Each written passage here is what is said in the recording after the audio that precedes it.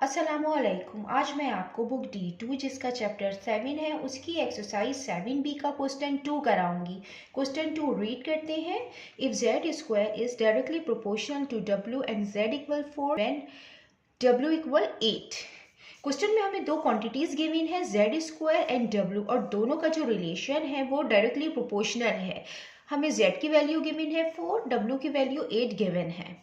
इसका पार्ट 1 है find an equation connecting w and z।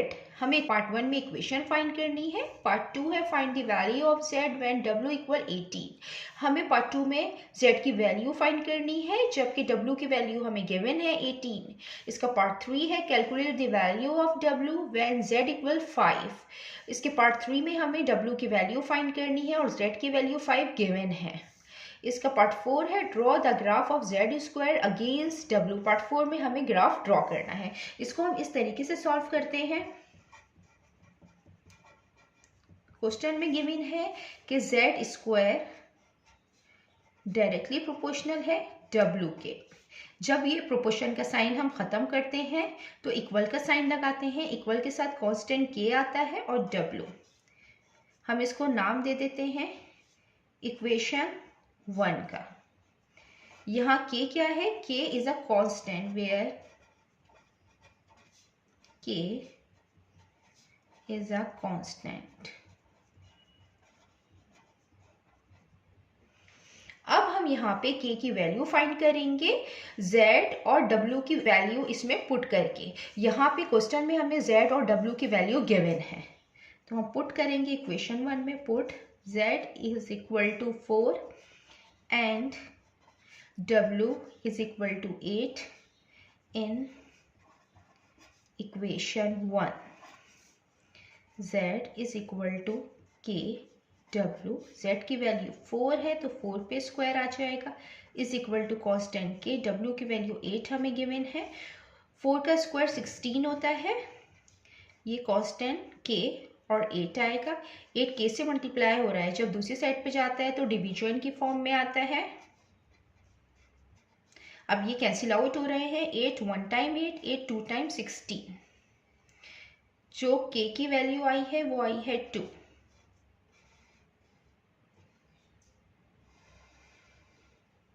Part 1 में हमें इक्वेशन फाइंड करनी थी तो हम पार्ट 1 में इक्वेशन फाइंड हम इस तरीके से करेंगे कि हम ये जो k की वैल्यू फाइंड की है ये हम इक्वेशन 1 में पुट करेंगे। Put k is equal to 2 in equation 1। Equation 1 है z square is equal to k w। z square is equal to k की वैल्यू 2 है और ये w। ये पार्ट 1 में हमें इक्वेशन फाइंड करनी थी जो कनेक्ट कर रही है w और z को। ये हमने फाइंड कर ली है। अब हम इसका पार्ट 2 करते हैं। पार्ट 2 में हमें z की वैल्यू फाइंड करनी है जबकि w की वैल्यू 18 गिवन है। इसका पार्ट 2 है। z की वैल्यू हमें फाइंड करनी है और w की वैल्यू 18 हमें गिवन है। ये जो हमने इक्वेशन फाइंड की है पार्ट 1 में ये हम इक्वेशन लिखते हैं और z की वैल्यू फाइंड करेंगे। z की वैल्यू फाइंड करनी है, इसको हम एज इट इज लिखेंगे। ये 2 है और w की वैल्यू 18 गिवन है। z square 2 18 times 36। अब हमें यहाँ पे z की वैल्यू फाइंड करनी है। इसमें z पे स्क्वायर है तो हम स्क्वायर रूट लेंगे both side, taking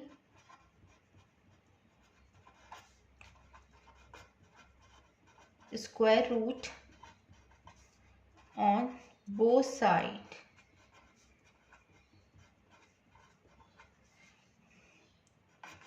square root लेंगे, स्क्वायर से रूट कैंसिल हो जाएगा। z 36 6 का स्क्वायर है, ये स्क्वायर से रूट कैंसिल हो जाएगा। z इक्वल आ जाएगा 6 के। ये यहाँ हमें z की वैल्यू फाइंड करनी थी, हमने फाइंड कर ली है 6। स्क्वायर रूट से कोई नंबर बाहर आता है तो वो प्लस और माइनस की फॉर्म में आता है।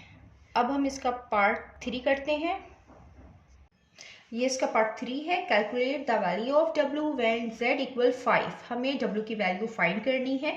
जो इक्वेशन पार्ट 1 में हमने फाइंड की थी वो ये है, Z² is equal to 2W। इस इक्वेशन से हम W की वैल्यू फाइंड करेंगे, Z इसमें पुट करेंगे, Z की जगह हम 5 रखेंगे, इस पे स्क्वायर है 2W, 5 का स्क्वायर 25 होता है, is equal to 2W। 2W से मल्टीप्लाई हो रहा है, जब दूसरी साइड पे जाएगा तो डिवीजन की फॉर्म में आएगा। 25 divided by 2,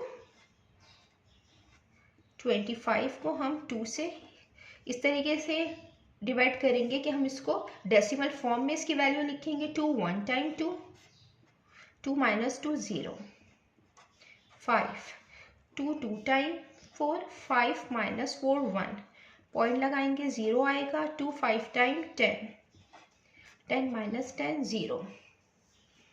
W is equal to 12.5। ये हमने वैल्यू कैलकुलेट कर ली है। अब हम इसका पार्ट 4 करते हैं। हम यहाँ पे Z² और W का ग्राफ ड्रॉ करेंगे, और ग्राफ ड्रॉ करने के लिए हमें Z² और W की वैल्यू मालूम होनी चाहिए। तो हम पहले इसकी वैल्यू फाइंड करते हैं। टेबल बना लेते हैं हम।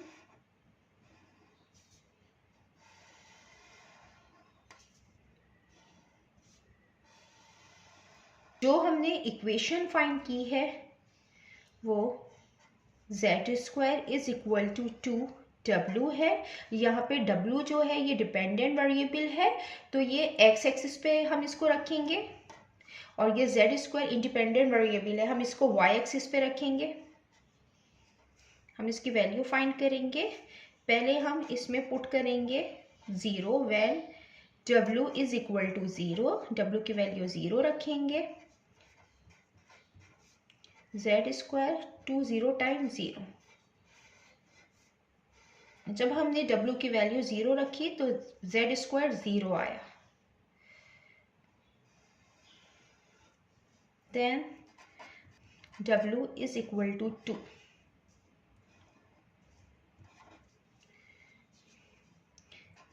Z² is equal to 2, W की जगह हम 2 रखेंगे। Z² is equal to 2 2 time 4, Z² is equal to 4। ये इसकी वैल्यू आ गई है Z² की। W की वैल्यू 2 ली तो Z² 4 आया।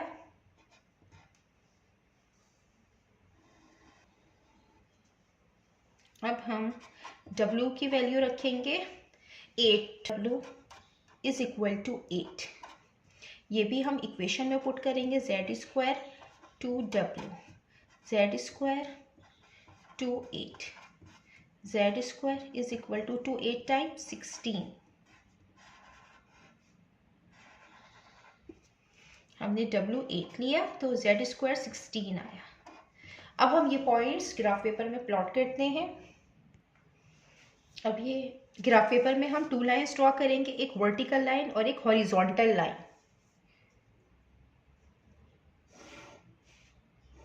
ये वर्टिकल लाइन है और हॉरिजॉन्टल लाइन ड्रॉ करेंगे।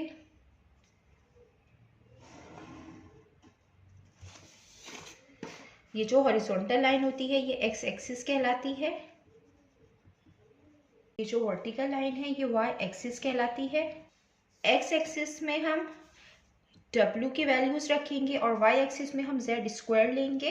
इसकी W की वैल्यू लिखते हैं 0 0 2 8 है, तो हम ये पूरा जो कंप्लीट बॉक्स है ये हम इक्वल करेंगे 2 यूनिट के। 4 आ जाएगा, यहाँ 6 आएगा और यहाँ 8 आएगा और ये 10 आ जाएगा। अब ये y एक्सिस पे हमने Z² लिया है, हम इसकी वैल्यूज रखेंगे 0 4 और 16। तो इस पूरे कंप्लीट बॉक्स को हम इक्वल करेंगे 4 यूनिट के। 4 8 12 16। अब हम इसकी वैल्यूज पुट करेंगे। W पे 0 है, W 0 है, Z² पे 0 है, ये तो ये वाला पॉइंट आएगा। यहाँ W 2 है तो Z² 4 है, तो ये पॉइंट आएगा। यहाँ W 8 है, Z स्क्वायर 16 है, तो ये पॉइंट आएगा। अब हम ये पॉइंट्स ज्वाइन करेंगे।